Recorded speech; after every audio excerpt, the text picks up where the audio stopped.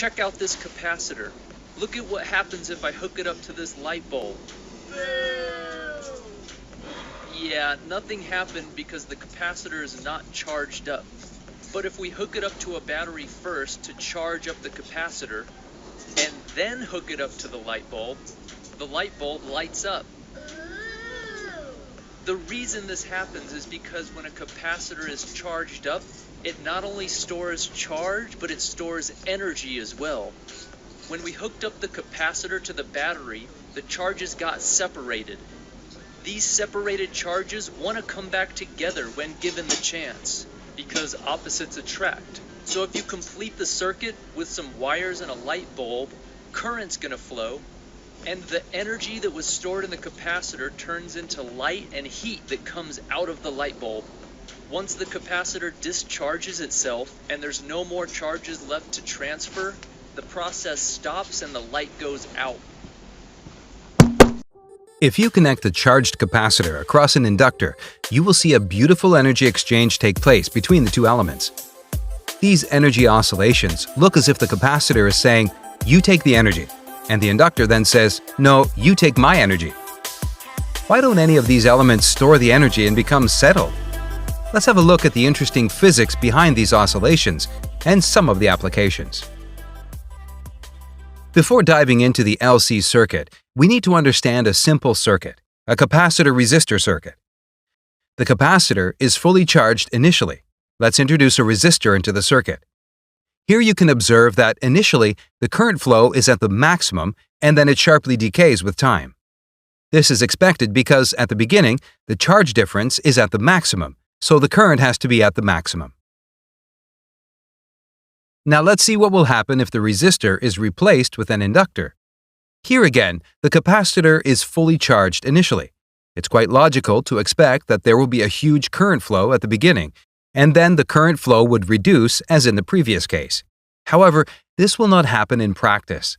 An inductor develops EMF across it, based on the change in current flow. This means that a drastic change in current is not possible across the inductor as in the previous case. Now the current flow starts from zero and increases to the maximum, and then comes back to zero again. In an inductor-capacitor circuit, the current flow variation has to be gradual, and here we can see that the current flow in the LC circuit is shaped like a sine curve. Let's look at the electron flow animation once again.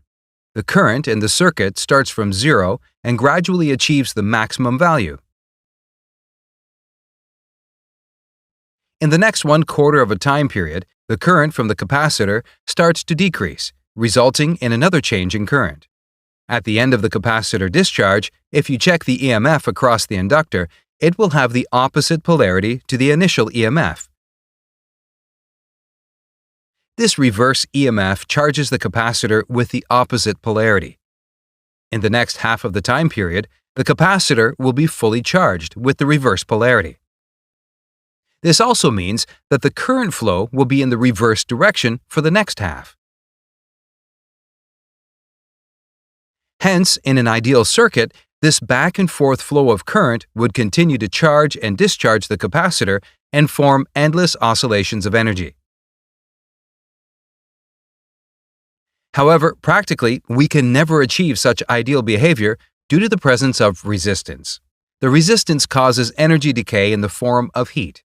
This means that in a practical circuit, the oscillations will die out eventually. As we increase the resistance, the oscillations die out very quickly as shown.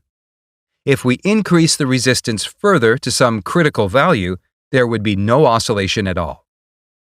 Underdamped LC circuits have many applications in industry, namely thyristors, magnetrons, etc.